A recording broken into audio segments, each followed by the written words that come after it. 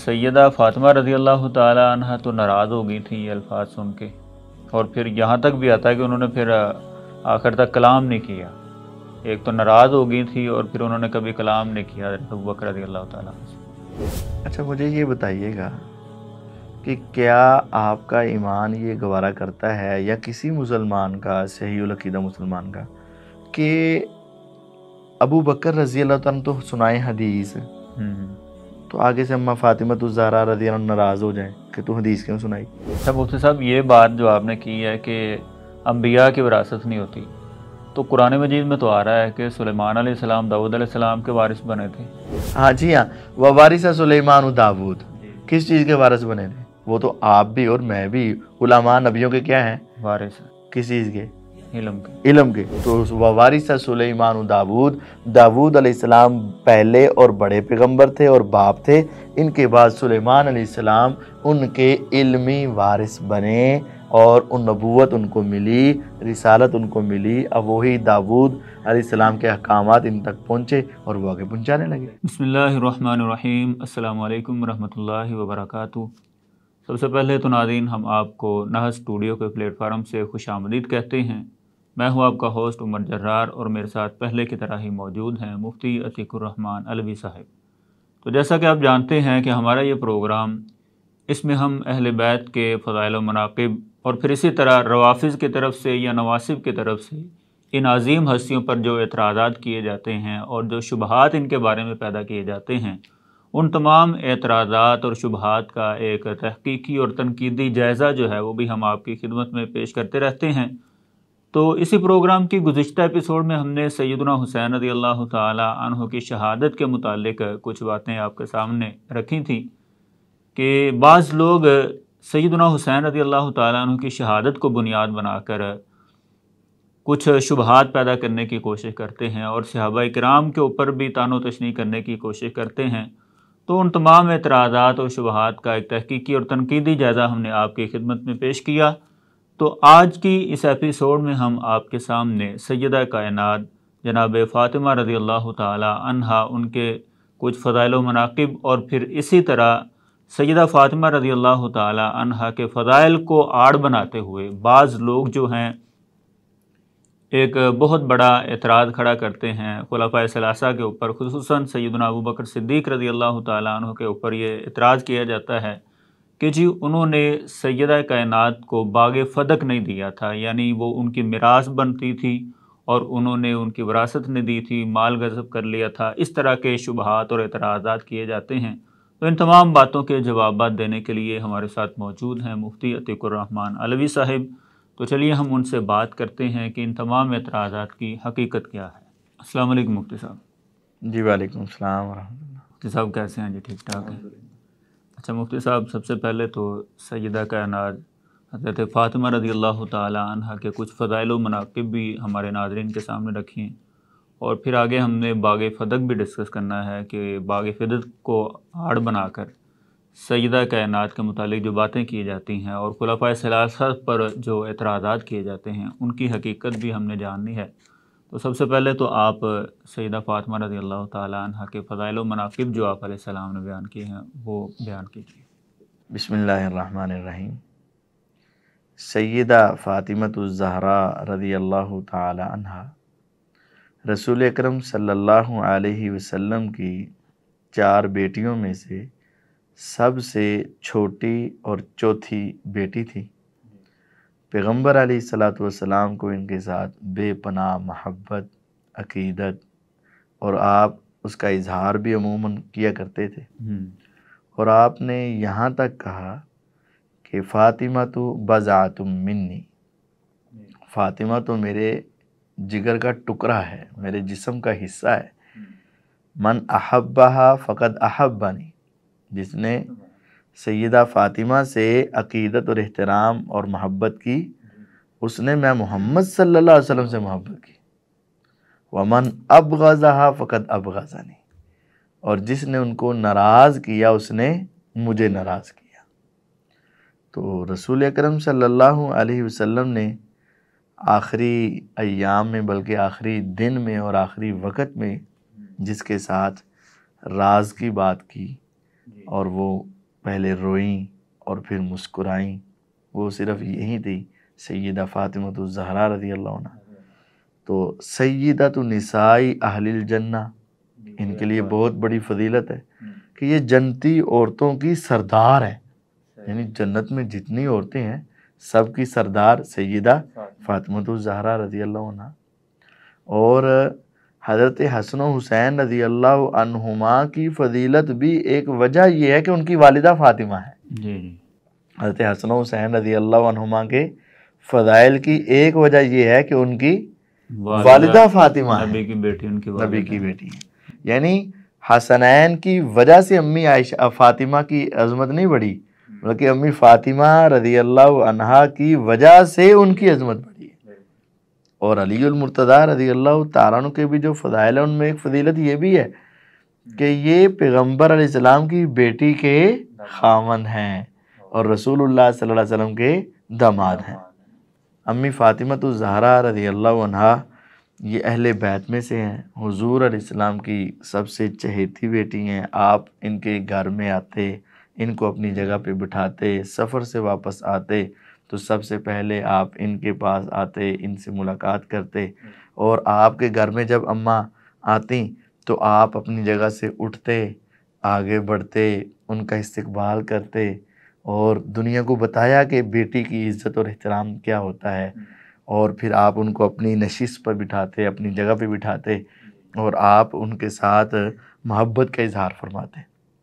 تو وہ پیغمبر علیہ السلام کی یہ لاڈلی ہیں تو ہمارے لیے بڑی قابل احترام ہے. ان کا احترام کرنا ہمارے ایمان کا حصہ ہے. اہل بیت میں وہ شامل ہیں، جنتی عورتوں کی سردار ہیں، ہمارے لیے بڑی قابل احترام ہے. اچھا مفتی صاحب، سیدہ فاطمہ رضی اللہ تعالی عنہا کی محبت کو ایک آڑ بناتے ہوئے بعض لوگ سیدنا ابو بکر صدیق رضی اللہ تعالی عنہ پر یہ اعتراض کرتے ہیں، بلکہ باقی خلفاء پر بھی اعتراض کرتے ہیں کہ انہوں نے سیدہ کائنات کا جو ان کی جو وراثت تھی، ان کا جو مال تھا، یعنی باغ فدق جو تھا، اس کے اوپر قبضہ کر لیا تھا، وہ غصب کر لیا تھا. اس طرح کے شوشے عوام الناس میں چھوڑے جاتے ہیں. تو سب سے پہلے تو آپ یہ بتائیں کہ یہ باغ فدق ہے کیا تھا؟ رسول اکرم صلی اللہ علیہ وسلم کو خیبر کی فتح کے بعد کچھ آپ کو جو حصہ ملا وہ، اور بنو نذیر کو جو آپ نے جنگ کے لیے گئے لیکن وہاں لڑائی نہ ہوئی، محاصرے کے بعد مال فیح مل گیا، وہ ان آپ کے مال غنیمت میں جو حصے بنے ہوئے تھے ان میں ایک حصہ خیبر کے اندر فدق کا باغ تھا، تو اس کو باغ فدق کہتے ہیں. تو آپ کے پاس دو قسم کی جائیداد تھی. ایک وہ جو آپ کو مال فیح کے طور پر ملا ہوا ہے، اور ایک وہ جو مال غنیمت کے طور پر آپ کے حصے میں آیا ہوا ہے. تو ان دونوں کے اندر ایک باغ تھا جس کا نام باغ فدق کہلایا جاتا ہے. اچھا، یہ مال غنیمت اور مال فیح جو آپ نے دو الفاظ بولے ہیں، تو ان کا کیا مطلب ہوگا؟ مال غنیمت کسے کہا جاتا ہے اور مال فیح کسے کہا جاتا ہے؟ اگر مسلمان کفار سے جنگ کرنے کے لیے جائیں اور کافر آگے سے لڑیں، لیکن لڑائی کے دوران وہ کچھ سامان چھوڑ جائیں میدان میں اور بھاگ جائیں، تو جو ان کا سامان پکڑا جائے گا یا کوئی کافر مارا گیا، اس کے پاس جو سامان تھا، اس کی زرہ، تلوار وغیرہ، جو وہاں سے پکڑ لیا جائے وہ سب ہوتا ہے مال غنیمت. یعنی جنگ کے بدلے میں، جنگ کے بعد جو مال ہاتھ میں آئے وہ مال غنیمت ہے. اور اگر مسلمان لڑائی کرنے کے لیے جائیں، جنگ کے لیے جائیں، اور پھر وہ کافر لڑائی کے بغیر ہی پسپا ہو جائیں اور وہ کچھ مال مسلمانوں کے حوالے کر دیں، تو اس وقت جو مال مسلمانوں کے ہاتھ میں آئے گا یعنی بغیر جنگ کے، تو اس کو مال فیح کہتے ہیں. اچھا، ان کی تقسیم بھی الگ الگ ہے. مال غنیمت جو ہوتی ہے اس میں سے 5واں حصہ بیت المال میں، وَاعْلَمُوا أَنَّمَا غَنِمْتُم مِّن شَيْءٍ فَأَنَّ لِلَّهِ خُمُسَهُ وَلِلرَّسُولِ وَلِذِي الْقُرْبَى وَالْيَتَامَى وَالْمَسَاكِينِ وَابْنِ السَّبِيلِ. تو اس کا 5واں حصہ بیت المال میں، اور باقی سارا ان مجاہدین میں تقسیم کر دیا جائے گا. اور جو مال فے ہے نا وہ سارے کا سارا بیت المال میں جائے گا، اس میں کچھ حصہ بھی مجاہدین کے درمیان تقسیم نہیں کیا جائے گا۔ ہاں جو غریب ہوں گے مجاہد وہ اپنی غربت کی وجہ سے بیت المال سے ان کو حصہ ملے گا، اس جنگ کی وجہ سے نہیں ملے گا، کیونکہ یہ جنگ ہوئی نہیں، اس سفر کی وجہ سے ان کو نہیں ملے گا۔ تو اس کا مطلب یہ ہوا کہ باغ فدق جو ہے یہ نبی علیہ السلام کی ذاتی ملکیت نہیں تھی؟ نہیں، بالکل بھی نہیں۔ دیکھیں نا، جب کوئی چیز مال غنیمت بنتی ہے یا مال فے بنتی ہے تو وہ بیت المال کی نگرانی میں جاتی ہے، اور بیت المال میں صرف ایک فرد یا دو فرد اس کے مالک نہیں بنتے ہیں۔ جو میں نے آیت کریمہ آپ کے سامنے پڑھی ہے 10ویں سپارے کی پہلی آیت، اعوذ باللہ من الشیطان الرجیم وَاعْلَمُوا أَنَّمَا غَنِمْتُم مِّن شَيْءٍ فَأَنَّ لِلَّهِ خُمُسَهُ وَلِلرَّسُولِ وَلِذِي الْقُرْبَى وَالْيَتَامَى وَالْمَسَاكِينِ وَابْنِ السَّبِيلِ۔ اللہ تعالیٰ نے 6 بیان کیے کہ ان کے 6 مالک ہیں، اور 6 کی تعداد نہیں، 6 تو یہ ہینڈس ہیں اور 6 جو ہیں یہ ہیڈ ہیں۔ اب آگے یتامہ میں کتنے آئیں گے، مساکین میں کتنے آئیں گے، مسافر میں کتنے آئیں گے، قرابت داروں میں کتنے آئیں گے، یہ افراد کی تعداد تو زیادہ ہوگی لیکن یہ 6 ہیڈ ہیں۔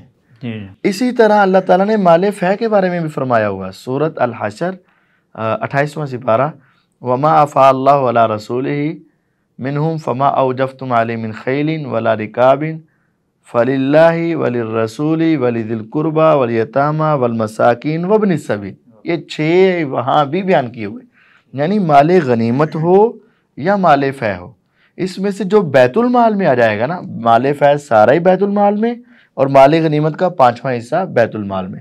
جب وہ بیت المال میں آ گیا تو 6 قسم کے اوپر وہ تقسیم ہوگا، اللہ کے کاموں میں، اللہ کے لیے یعنی اللہ تعالیٰ کے دین کے کاموں میں، رسول صلی اللہ علیہ وسلم کے لیے جب تک وہ زندہ تھے، وَلِذِي الْقُرْبَى حضور کے قرابت داروں کے لیے جن کو صدقہ نہیں ملتا، تو اللہ تعالیٰ نے صدقے کے عوض میں، صدقے کے بدلے میں ان کی ضروریات کو پوری کرنے کے لیے بیت المال میں ان کا حصہ رکھا ہوا ہے۔ وَالْيَتَامَى یتیموں کے لیے، وَالْمَسَاکِین مسکینوں کے لیے، وَابْنِ السَّبِیل اور مسافروں کے لیے۔ تو یہ تو لاکھوں کی تعداد میں ہے، یتامہ، مساکین، مسافر، قرابت دار۔ تو یہ رسول اللہ صلی اللہ علیہ وسلم کی ذاتی حیثیت نہیں تھی اور ذاتی ملکیت نہیں تھی۔ کیا کوئی یتیم کہہ سکتا تھا کہ یہ میری ذاتی ملکیت ہے باغ فدق؟ نہیں کہہ سکتا نا۔ کیا کوئی مسکین کہہ سکتا تھا کہ جی ہمارا ذکر آیا تو ہم ہیں؟ ذاتی حیثیت کے مالک نہیں ہے کوئی بھی۔ جس طرح باقی افراد کو، یتیموں کو، مسکینوں کو، مسافروں کو ذاتی حیثیت کے اوپر مالک نہیں بنایا جاتا، اسی طریقے سے رسول اللہ صلی اللہ علیہ وسلم کا حق تو تھا لیکن وہ ان کی ملکیت نہیں تھی۔ اچھا مفتی صاحب، یہ اصل معاملہ کیا ہے باغ فدق والا؟ یہ مکمل روایت بھی ایک ہمارے سامنے وہ بیان کر دیں جو صحیح بخاری سے پیش کی جاتی ہے کہ سیدہ فاطمہ گئی تھی اور پھر آگے سے ان کو کیا جواب ملا تھا، اس کی کیا حقیقت ہے؟ دیکھیں، اماں فاطمہ الزہرا رضی اللہ تعالی عنہا کوئی معمولی شخصیت نہیں ہے، لیکن جس کی ہستی کے بارے میں بتایا جاتا ہے وہ بھی کوئی معمولی نہیں ہے، وہ ہے سید البشر بعد الانبیاء، ابو بکر صدیق رضی اللہ تعالی عنہ۔ اب دونوں ہستیاں ہی بہت اعلیٰ قسم کی ہیں۔ اگر حضور علیہ السلام کے صحابہ کو دیکھا جائے تو سب سے افضل کون ہے؟ ابو بکر رضی اللہ عنہ۔ اب اگر حضور علیہ السلام کی زبان سے سنا جائے کہ آپ کو روئے زمین پر سب سے زیادہ محبت کس سے ہے؟ ابو بکر رضی اللہ عنہ۔ اور آپ افضل البشر ہیں بعد الانبیاء، ابو بکر رضی اللہ عنہ، یہ بڑی عظیم ہستی ہیں۔ لیکن دوسری طرف سیدہ فاطمہ رضی اللہ عنہ بھی تو سیدۃ النساء اہل الجنہ ہے نا، اور حضور علیہ السلام کی لخت جگر ہیں، تو دونوں ہستیاں ہی بہت اعلیٰ ہیں۔ اب ہمیں دونوں کے بارے میں بات بہت احتیاط کے ساتھ کرنی پڑے گی۔ اب دیکھیں، سیدہ فاطمہ الزہرا رضی اللہ عنہا نے ایک انسان تھیں، بشر تھیں، تو بشری تقاضے کے مطابق انہوں نے یہ سمجھا اور سوچا کہ جس طرح ایک والد کی وراثت اس کی اولاد میں تقسیم ہوتی ہے، تو میرے والد جب اس دنیا سے گئے تو مجھے بھی اس کی وراثت ملنی چاہیے۔ تو وہ یہ سوچ کر، اور قرآن مجید میں وراثت کے احکامات موجود ہیں، وہ یہ سوچ کر سیدنا ابو بکر صدیق رضی اللہ تعالیٰ کے پاس آئیں اور انہوں نے آ کر وراثت کا مطالبہ کیا. تسأل میراثہا من النبی صلی اللہ علیہ وسلم، تسأل نصیبہا، اپنا حصہ مانگ رہی تھی. یہ وراثت کے الفاظ بھی وراثت کے الفاظ صحیح بخاری میں. بعض لوگ کہتے ہیں مینجمنٹ کا سوال تھا، مینجمنٹ کا سوال نہیں تھا، وراثت کا سوال تھا. تسأل نصیبہا، اپنا حصہ مانگ رہی تھی وہ. تو وہ جس طرح ایک انسان سمجھتا ہے کہ میرے والد اگر اس دنیا سے گئے ہیں تو میں اس کے وارث ہوں، تو میرا حصہ ملنا چاہیے. اور قرآن مجید نے تو وراثت کے بارے میں کہا ہوا ہے. تو وہ ان آیات کے ظاہر کو دیکھ کر اور اپنے وراثت کا مطالبہ کرنے آئی تھی. آگے سیدنا ابو بکر صدیق رضی اللہ تعالی عنہ کس طریقے سے ان کو انکار کر سکتے تھے؟ وہ تو نہیں انکار کر سکتے تھے. ان کی کیا ان کے اندر تو اس طرح کی کوئی ایسی بات ہی نہیں تھی کہ وہ پیغمبر علیہ السلام کے گھرانے کو انکار کر دیتے یا ان کو اپنی مرضی سے محروم کر دیتے. ایسی کوئی بات نہیں. ادھر ابو بکر صدیق رضی اللہ تعالی عنہ نے وہ حدیث سنائی کہ دیکھیں بیٹی فاطمہ، اللہ کی قسم رسول اللہ صلی اللہ علیہ وسلم کے رشتہ داروں کا خیال رکھنا مجھے اپنے رشتہ داروں سے زیادہ محبوب ہے، اور ان کی ساری ضروریات کو جائز ضروریات ہیں پوری کرنا وہ میرا فریضہ ہے. لیکن بیٹی اگر آپ یہ کہو گی کہ وراثت بنا کر تقسیم کر دیا جائے تو پھر بات یہ ہے کہ میں نے اپنے کانوں سے یہ بات سن رکھی ہے کہ رسول اللہ صلی اللہ علیہ وسلم کا ارشاد ہے کہ ہم انبیاء کی جو جماعت ہے ہماری وراثت تقسیم نہیں ہوتی. ما ترکنا فہو صدقہ، جو ہم چھوڑ جاتے ہیں وہ کیا ہوتا ہے؟ صدقہ ہوتا ہے. تو بیٹی آپ کے اوپر صدقہ حلال نہیں، اس وجہ سے ہم آپ کو نہیں دیں گے. اور ایک بات میں بڑی ذرا اہم بات سمجھانا چاہتا ہوں. یہاں سے یہ مت سمجھا جائے کہ ابو بکر صدیق رضی اللہ تعالیٰ نے بی بی فاطمہ الزہرا رضی اللہ عنہ کو وراثت نہیں دی تو یہ ان کے ساتھ ایک ظلم کیا یا ایک بڑی گستاخی کی. نہیں، ایک مثال کے ساتھ سمجھیں. آپ جانتے ہیں حضرت حسن یا حسین رضی اللہ عنہما، ان میں سے کوئی ایک نبی علیہ السلام کے ساتھ مسجد میں گئے. کھجوروں کا ڈھیر تھا. حضور علیہ السلام کے ساتھ وہ گئے اور ایک کھجور پکڑ کر منہ میں ڈال لی. اب چبانے لگے. نبی علیہ السلام نے اس کھجور کو باہر نکالا. ایسے ہی ان کو کھانے. تو کیا حضور علیہ السلام اپنے بیٹے حسن یا حسین کے ساتھ محبت نہیں کرتے تھے؟ کرتے تھے. کیا وہ ان کو ایک کھجور بھی نہیں دینا چاہتے تھے؟ کیا ان کے ساتھ یہ ظلم کرنا چاہ رہے تھے؟ نہیں. اصل میں حضور علیہ السلام سمجھتے تھے کہ صدقہ ہمارے لیے حلال نہیں ہے. اگر منہ میں ڈل بھی گیا ہے غلطی سے، لا علمی سے، نا واقفی سے، تو حضور منہ میں گئے ہوئے نوالے کو بھی باہر نکال لیں. تو یہ سنت کس کی ہے؟ رسول اللہ صلی اللہ علیہ وسلم. تو ابو بکر رضی اللہ تعالیٰ بھی تو یہی کہنا چاہتے تھے کہ جب میرے نبی علیہ السلام نے کہہ دیا ہے کہ جو ہم چھوڑ گئے وہ کیا بن گیا؟ تو بیٹی صدقہ تو تمہارے لیے وہ درست ہی نہیں ہے، صدقہ تمہارے لیے جائز ہی نہیں ہے. تمہاری تو شان ہی اتنی بلند ہے، تمہارا تو مرتبہ اتنا بلند ہے کہ صدقہ جیسی چیزیں تو تمہارے لیے ہیں ہی نہیں. صحیح. ہاں اب وہ صدقہ بن کے تمہارے لیے نہیں ہے. ہاں بیت المال میں سے جو تمہاری ضروریات ہیں وہ انشاءاللہ پوری کی جائیں گی. یعنی بیت المال سے اہل بیت کی ضروریات پوری کی جاتی. بالکل. ابو بکر رضی اللہ تعالیٰ پوری کرتے رہے، عمر رضی اللہ تعالیٰ پوری کرتے رہے، عثمان رضی اللہ تعالیٰ پوری کرتے رہے، علی رضی اللہ پوری کرتے رہے، اور بعد میں بھی آخر تک ہوتی رہی. صحیح ہے. یعنی مینجمنٹ جو تھی وہ حکومت کے پاس ہوتی تھی. ہاں حکومت کے پاس ہوتی تھی. اصل تو یہی تھا. جیسے رسول اکرم صلی اللہ علیہ وسلم تھے ان کے پاس تھی، تو جب وہ گئے تو ان کے جو مینجمنٹ کے اختیارات تھے وہ کس کے پاس آئے؟ ابو بکر رضی اللہ کے پاس. تو پھر اس کی مینجمنٹ بھی کس کے پاس رہنی چاہیے تھی؟ انہوں نے. ابو بکر رضی اللہ کے پاس. جب ابو بکر رضی اللہ تعالیٰ اس دنیا سے گئے تو وہ مینجمنٹ کے اختیارات کن کے پاس آئے؟ عمر رضی اللہ. پوری امت کی مینجمنٹ کے اختیارات عمر رضی اللہ کے پاس. تو یہ مینجمنٹ کے اختیارات ان کے پاس رہے. اب ابو بکر رضی اللہ کے بعد حضرت عمر رضی اللہ تعالیٰ کے دور میں حضرت عبداللہ بن حضرت عباس رضی اللہ عنہ اور حضرت علی رضی اللہ تعالیٰ عنہ، یہ دونوں صحابی عمر رضی اللہ تعالیٰ کے پاس آئے کہ ان کی مینجمنٹ ہمارے حوالے کی جائے. تو عمر رضی اللہ تعالیٰ نے دے دی. یہ بھی صحیح بخاری میں ہے کہ مینجمنٹ کا سوال ہے تو یہ تو مسئلہ ہی کوئی نہیں. یعنی پھر یہ جو خلفاء ثلاثہ پر اعتراض کرتے ہیں، ثلاثہ پر تو پھر یہ بنتا ہی نہیں نا.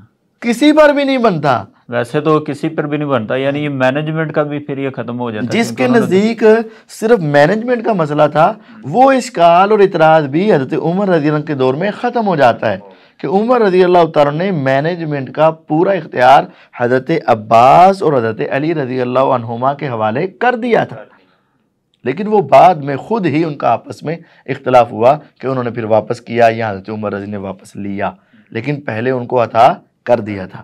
پھر وہ دونوں خود ہی آپس میں ان کا کوئی مسئلہ بنا اور وہ حضرت عمر رضی اللہ عنہ کے پاس دوبارہ آئے کہ آپ دیکھیں اس کو، ہمارا آپس میں یہ معاملہ چل نہیں رہا، تو اس وقت پھر وہ مینجمنٹ، ہاں جی، پھر حضرت عمر رضی اللہ عنہ کے پاس آ گئے۔ تو مفتی صاحب اگلا جو مین پوائنٹ یہاں پہ اعتراض جو اسی روایت کو بنیاد بنا کے اٹھایا جاتا ہے وہ یہ ہے کہ سیدہ فاطمہ رضی اللہ تعالی عنہ تو ناراض ہو گئی تھی یہ الفاظ سن کے، اور پھر یہاں تک بھی آتا ہے کہ انہوں نے پھر آخر تک کلام نہیں کیا، ایک تو ناراض ہو گئی تھی اور پھر انہوں نے کبھی کلام نہیں کیا حضرت ابوبکر رضی اللہ تعالیٰ عنہ سے۔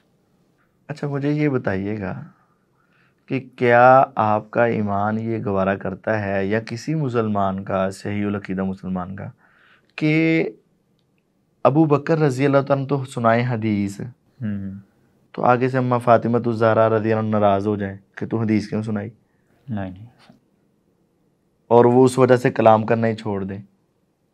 بات سمجھے؟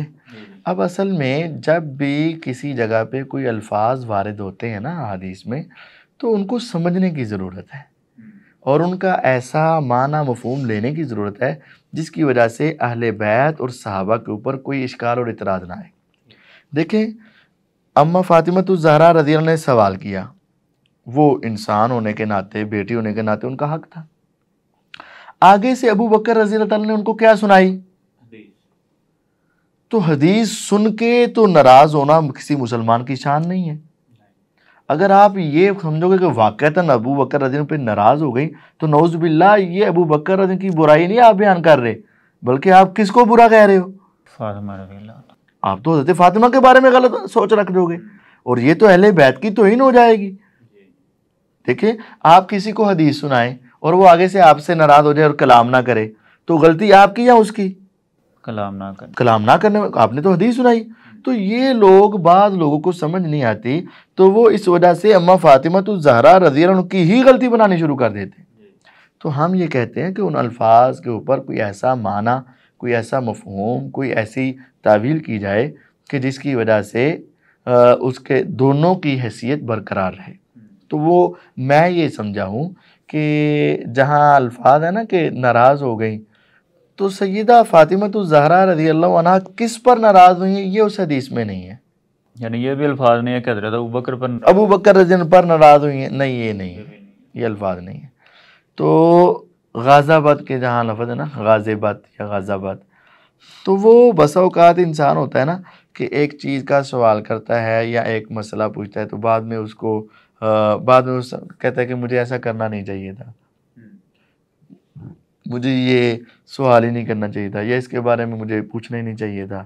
تو یہ ہم یہ طویل سمجھتے ہیں یا یہ معنی سمجھتے ہیں کہ بعد میں حضرت فاطمہ الزہرا رضی اللہ عنہا کو اپنے اس سوال کے اوپر ایک تھوڑا سا غم ہوا اور اس کے بعد انہوں نے پھر اس مسئلے کے بارے میں ابو بکر رضی اللہ عنہ سے کوئی کلام نہیں کیا، اور ویسے بھی وہ چند دن کے بعد تو خوب بیمار ہو گئی اور 6 مہینے تک اپنے گھر میں ہی رہیں اور وہ اس دنیا سے رخصت ہو گئی۔ تو وہ پہلے کون سا آ کر روزانہ کوئی بات چیت کیا کرتی تھی اور وہ اسپیشل کلام کیا کرتی تھی، تو وہ تو حیا والی تھی، پردے دار تھی۔ تو اب وہ ایک سوال لے کر آئیں اور ان کو جب حدیث بتا دی گئی وہ سمجھ گئیں۔ میرا تو ایمان ہے کہ وہ کبھی بھی اپنے پیغمبر علیہ السلام کی حدیث کے سن کر ناراض نہیں ہو سکتی۔ میرا ایمان ہے کہ وہ کبھی بھی پیغمبر علیہ السلام کی حدیث سن کر سنانے والے کے اوپر غصے نہیں ہو سکتی ہیں۔ میرا تو یہ ایمانی کیفیت ہے۔ اچھا مفتی صاحب، کیا اس طرح کی کوئی بات ہے کہ یہ ایک ذاکر ہی یہ بیان کر رہے تھے وہ کہ دیکھیں اگر ابو بکر رضی اللہ تعالیٰ عنہ کے اوپر یہ اعتراض آج کر رہے ہیں، کیا اس موقع پر اماں فاطمہ الزہرا رضی اللہ عنہا نے، حضرت علی المرتضیٰ رضی اللہ عنہ نے، حضرت عباس رضی اللہ عنہ نے، جو سب آپ کے قریبی رشتہ دار ہیں، کیا ان میں سے کسی ایک نے بھی حضرت ابو بکر پر اعتراض کیا؟ اور ویسے اگر آپ شاملہ دیکھ لیں تو یہ کئی اور صحابہ سے بھی مروی ہے۔ تو یہ تو بالکل فضول اعتراض ہے کہ اپنی طرف سے بنائی ہوئی ہے۔ اچھا، آپ نے مفتی صاحب یہاں پہ ایک اور پہلے بات بیان کی ہے کہ انہوں نے اس معاملے میں کلام نہیں کیا آخر تک، کہ باغ فتح کے متعلق انہوں نے کلام نہیں کیا، تو کیا یہ محدثین کا فہم ہے یا آپ اپنے طور پر بتا رہے ہیں؟ بالکل یہ بات ہمارا فہم تو نہیں ہے، یہ تو محدثین کا فہم ہے۔ امام ابن حجر العسقلانی رحمہ اللہ جو بخاری کی سب سے عظیم الشان شرح فتح الباری اس کے اندر نقل کر رہے ہیں۔ اور ویسے بھی غور کریں نا، کیا امی فاطمہ الزہرا رضی اللہ عنہا حدیث سن کر ان سے ناراض ہو کر کلام کرنا چھوڑ سکتی ہیں؟ یہ تو ان کا ایمانی تقاضا ہی نہیں ہے۔ یہ کہنا کہ حدیث سن کر کلام چھوڑ دے، یہ امی فاطمہ کی توہین ہے۔ ایسا کہنا تو ان کی توہین ہے، ہم ایسا کبھی نہیں مان سکتے۔ اور غور کریں کہ اگر ابو بکر رضی اللہ تعالی عنہ کو جس طرح بنایا جاتا ہے، کیا وراثت میں صرف بیٹی ہی حصے دار ہے؟ کیا وراثت میں چچا حصے دار نہیں ہے نا؟ تو کیا حضرت عباس رضی اللہ تعالیٰ نے ابو بکر رضی کے ساتھ ناراضگی رکھی؟ نہیں رکھی۔ کیا وراثت میں بیویاں حصے دار نہیں ہیں؟ ہے نا؟ تو کیا حضور علیہ السلام کی کسی ایک بیوی نے، چلو امی عائشہ رضی اللہ تو بیٹی ہے نا، لیکن کسی ایک بیوی نے ان کے بارے میں کوئی کلام کیا ہو، کوئی بات کی ہو، کوئی ان کے بارے میں کوئی تبصرہ کیا ہو؟ کسی ایک نے کیا ہو؟ یا ان کے لواحقین نے کیا ہو؟ نہیں۔ ان کے ورثاء نے کیا ہو؟ کسی بھی نے بھی نہیں کیا۔ تو بس جب انہوں نے ایک نے سوال کیا، حدیث سنا دی گئی، سب کو سمجھ آ گئی، کسی ایک نے بھی سوال نہیں۔ اور اس سے آگے ابو بکر رضی اللہ تعالیٰ عنہ اگر اپنی بیٹی کو نہیں دے رہے اور حضور علیہ السلام کی بیٹی کو بھی نہیں دے رہے، تو یہ تو ان کے انصاف کی اعلیٰ مثال ہے۔ اگر وہ اپنی بیٹی کو دیتے اور پیغمبر علیہ السلام کی بیٹی کو نہ دیتے تو یہ ناانصافی ہوتی۔ تو جب وہ کسی کو بھی نہیں دے رہے، نہ بیویوں کو ان کی وراثت دے رہے ہیں، نہ بیٹی کو ان کی وراثت دے رہے ہیں، نہ چچا کو ان کی وراثت دے رہے ہیں، تو اس کے پیچھے وجہ سبب صرف ایک ہے کہ کیونکہ جس کی وراثت کا مطالبہ ہے وہ خود فرما گئے ہیں کہ ہماری وراثت تقسیم۔ اور ویسے آپ نے یہ روایت تو سنی ہوگی، ان العلماء ورثۃ الانبیاء، علماء نبیوں کے کیا ہیں؟ وارث۔ کس چیز کے وارث؟ علم کے۔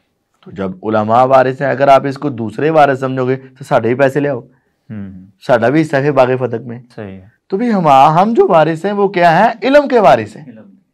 اہل بیت بھی وہ سارے انبیاء کے علم کے وارث ہیں، ویسے وارث نہیں ہیں، وہ بھی سب انبیاء کی علم کے وارث ہیں۔ اچھا مفتی صاحب، یہ بات جو آپ نے کی ہے کہ انبیاء کی وراثت نہیں ہوتی، تو قرآن مجید میں تو آ رہا ہے کہ سلیمان علیہ السلام داؤد علیہ السلام کے وارث بنے تھے۔ ہاں جی ہاں، ووارث سلیمان و داود، کس چیز کے وارث بنے تھے؟ وہ تو آپ بھی اور میں بھی علماء نبیوں کے کیا ہیں؟ وارث ہیں۔ کس چیز کے؟ علم کے۔ علم کے۔ تو ووارث سلیمان و داود، داود علیہ السلام پہلے اور بڑے پیغمبر تھے اور باپ تھے، ان کے بعد سلیمان علیہ السلام ان کے علمی وارث بنے اور ان نبوت ان کو ملی، رسالت ان کو ملی، اب وہی داود علیہ السلام کے احکامات ان تک پہنچے اور وہ آگے پہنچانے لگے۔ لیکن وہ آیت میں علمی وراثت کی تو بات نہیں نا۔ ان العلماء ورثۃ الانبیاء میں کس کی بات ہے؟ علم کی۔ علم کی، تو وہاں بھی علم کی کر لیں۔ جب ایک حدیث میں آ گیا کہ نبیوں کی وراثت نہیں، اور دوسری میں آیا کہ علماء نبیوں کے وارث ہیں، اور تیسری میں ان دونوں کی وضاحت آ گئی کہ نبیوں نے درہم و دینار کا وارث نہیں بنایا، کس کا وارث بنایا ہے؟ علم کا۔ یعنی ایک آیت میں آ گیا وارث ہے، حدیث میں آ گیا وارث نہیں ہوتا، تیسری بات میں آ گیا کہ نبیوں کے وارث مال و دولت کے نہیں ہوتے، نبیوں کے وارث کس چیز کے ہوتے ہیں؟ علم کے ہوتے ہیں۔ تو ووارث سلیمان و داود، سلیمان علیہ السلام داود علیہ السلام کے کس کے وارث ہوئے؟ علم کے وارث ہوئے۔ اور علماء جو علماء حق ہیں وہ آج بھی نبی علیہ السلام کی کس کے وارث ہیں؟ علمی وراثت کے وارث ہیں۔ اچھا مفتی صاحب، کیا عمر بن عبدالعزیز کے حوالے سے بھی یہ بات ہے کہ انہوں نے بنو امیہ سے چھین کر وہ اہل بیت کے حوالے کر دیا تھا؟ نہیں، یہ بالکل غلط بات ہے۔ دیکھیں، ابو بکر رضی اللہ عنہ کے پاس وہ مال فے وغیرہ رہے، اور پھر عمر رضی اللہ عنہ کے پاس مینجمنٹ ان کے پاس رہی، پھر حضرت علی اور عباس رضی اللہ عنہما کو دیا گیا، پھر حضرت عمر رضی اللہ عنہ کے پاس آ گئے، پھر حضرت عثمان رضی اللہ عنہ کی مینجمنٹ میں آ گئے، پھر جب حضرت علی رضی اللہ عنہ خلیفہ بنے تو ان کی مینجمنٹ میں گئے کیونکہ وہ خلیفہ بن گئے، اب انہوں نے حضرت علی رضی اللہ تعالیٰ نے بھی اپنے دور میں اس کو وراثت بنا کر ملکیت نہیں بنایا، بلکہ کس کے اوپر قائم رکھا؟ حکومت جو رسول اللہ صلی اللہ علیہ وسلم بتا کر گئے تھے کہ ہماری وراثت تقسیم نہیں ہوگی، پھر انہوں نے بعد میں اس کو تقسیم نہیں کیا۔ ابو بکر رضی اللہ نے تقسیم نہیں کیا، عمر رضی اللہ تعالیٰ نے تقسیم نہیں کیا، عثمان رضی اللہ تعالیٰ نے تقسیم نہیں کیا۔ اسی طرح ان تینوں کے نقش قدم پہ چلتے ہوئے حضرت علی رضی اللہ تعالیٰ نے بھی اس کو تقسیم نہیں کیا، اور پھر حضرت حسن رضی اللہ تعالیٰ نے بھی اس کو تقسیم نہیں کیا، حضرت امیر معاویہ رضی اللہ تعالیٰ نے بھی اس کو تقسیم نہیں کیا۔ اسی طرح وہ نظام چلتا رہا۔ یہ جو ایک کہانی ہے، جھوٹی باتیں ہیں اور سنی سنائی کہانیاں ہیں کہ وہ بنو امیہ نے ان کے مال کے اوپر جب قبضہ کر لیا تھا تو عمر بن عبدالعزیز رحمہ اللہ آئے تو انہوں نے قبضہ چھڑا کے ان کی ملکیت ان کو واپس۔ ایسی کوئی بات نہیں ہے، نہ کسی نے قبضہ کیا تھا اور نہ ہی کسی نے چھڑا کر دیا تھا، بلکہ وہ اسی طرح نظام چلتا رہا اور دیر تک چلتا رہا کہ وہ چیزیں یتیموں کو بھی اس میں سے حصہ ملتا تھا، مسکینوں کو بھی ملتا تھا، مسافروں کو ملتا تھا، اور حضور علیہ السلام کے قرابت داروں کو حصہ ملتا رہا۔ اچھا مفتی صاحب، آپ نے کہا تھا کہ وہ سیدہ فاطمہ رضی اللہ تعالیٰ عنہ سیدنا ابوبکر صدیق رضی اللہ تعالیٰ عنہ سے ناراض نہیں ہوئی تھی، تو پھر یہ جو بات کی جاتی ہے کہ علی رضی اللہ تعالیٰ عنہ نے ان کو پھر بتایا بھی نہیں اور جنازہ خود ہی پڑھ لیا، ان کو پڑھانے بھی نہیں دیا گیا، تو اس کی کیا حقیقت ہے؟ یہ نا ان کو پڑھانے نہیں دیا گیا، یہ بالکل فضول بات ہے۔ دیکھیں، یا ان کو اطلاع نہیں دی گئی، بتایا نہیں گیا انہوں؟ اس کی بات سن لیں۔ جنازہ ایک فرض کفایہ ہے جس میں چند افراد بھی شریک ہو جائیں تو باقی سب کو گناہ سے نہیں ہوتا ہے، اور پھر وہ بہت زیادہ با پردہ ماحول میں رہنے والی عورت ہے تو اس کے لیے بہت زیادہ اعلانات کی بھی خاص ضرورت نہیں تھی۔ اور تیسری بات یہ ہے کہ رسول اللہ صلی اللہ علیہ وسلم نے جب یہ ارشاد فرمایا ہوا ہے کہ جنازہ جلدی پڑھا دیا کرو، تو وہ رات کو فوت ہوئی تو صبح تک انتظار کرنا اور پھر ایسے کرنا، اس کی بھی خاصی ضرورت نہیں تھی۔ تو جو میسر ہوئے ان کو بتا دیا گیا، جو میسر نہیں ہوئے ان کو بتانے کی خاص ضرورت نہیں تھی۔ لیکن یہ کہنا کہ ان کو سپیشل جان بوجھ کر چھپا کر رکھا گیا کہ پتہ نہ چلے، اور جنازہ پڑھا کے دفن کر دیا گیا، اور وہ جنازہ پڑھانا چاہتے تھے اور ان کو پڑھانے نہیں دیا گیا، یہ سب جھوٹ ہے۔ اچھا، کوئی ایسی وضاحت بھی نہیں ہے کہ انہوں نے پڑھا نہیں ہے؟ نہیں، نہ پڑھنے کی وضاحت ہے، نہ پڑھنے کی وضاحت ہے، نہ روکنے کی وضاحت ہے، نہ بتانے کی وضاحت، ایسی کوئی نہیں۔ بس دیکھیں، فوتگی ہوئی، حضور علیہ السلام کے حکم کے مطابق جلدی ان کا غسل، کفن اور تدفین کا اور جنازے کا معاملہ ہو گیا، بس۔ اچھا، کیا سیدہ فاطمہ رضی اللہ تعالیٰ عنہ نے یہ نصیحت کی تھی کہ رات کے وقت مجھے دفنایا جائے یہاں؟ ایسی کسی آتی ہے تاریخ میں، لیکن کوئی پکی روایت نہیں ہے۔ بعض لوگ کہتے ہیں نا، ہاں، ایسی کوئی پکی روایت نہیں ہے، تاریخ میں لکھا ہوا ہے۔ تو اصل بات یہ کہ جیسے ان کا وقت آیا جنت میں جانے کا تو اس کے بعد انہوں نے ذرا جلدی ان کو پہنچا دیا، بس۔ یہ حضور علیہ السلام کا حکم تھا۔ لیکن یہ بات پکی ہے کہ کسی جگہ پر بھی یہ ثابت نہیں کہ فاطمہ رضی اللہ نے کہا ہو میرا جنازہ ابوبکر نہ پڑھے۔ صحیح ہے۔ کسی جگہ یہ ثابت نہیں کہ حضرت فاطمہ رضی اللہ نے کہا ہو کہ میرے جنازے کا بتانا نہیں ہے۔ کسی جگہ یہ ثابت نہیں کہ جان بوجھ کر حضرت علی رضی اللہ تعالیٰ نے کہا ہو کہ ابو بکر کو پتہ نہ چلے رضی اللہ عنہ، اور کسی جگہ یہ ثابت نہیں کہ ابو بکر رضی اللہ تعالیٰ عنہ جنازہ پڑھانا چاہتے تھے تو ان کو پیچھے کر دیا گیا یا روک دیا گیا یا ان سے نفرت کا اظہار، ایسی کوئی بات نہیں۔ یہ سب لوگوں کے ذہنوں کی نہوستیں ہیں جو لوگوں نے پھیلا رکھی ہیں۔ جزاک اللہ مفتی صاحب، آپ نے بڑے ہی اچھے انداز میں اور مدلل انداز میں ہمارے ناظرین کے سامنے باغ فدق کی جو حقیقت تھی اس کو پیش کیا ہے۔ تو ناظرین، انشاءاللہ العزیز نیکسٹ ایپیسوڈ میں بھی سیدہ فاطمہ رضی اللہ تعالی عنہ کے اسی عنوان کے متعلق بات چیت کرتے ہوئے اور بھی جو اعتراضات ان کے متعلق جو شبہات پیدا کیے جاتے ہیں اور پھر صحابہ اکرام جیسی عظیم ہستیوں کو طعن و تشنیع کا نشانہ بنایا جاتا ہے، ان اعتراضات کا جواب بھی ہم انشاءاللہ نیکسٹ ایپیسوڈ میں آپ کے سامنے رکھیں گے۔ تو آج ہمیں اجازت دیجیے۔ السلام علیکم ورحمۃ اللہ وبرکاتہ۔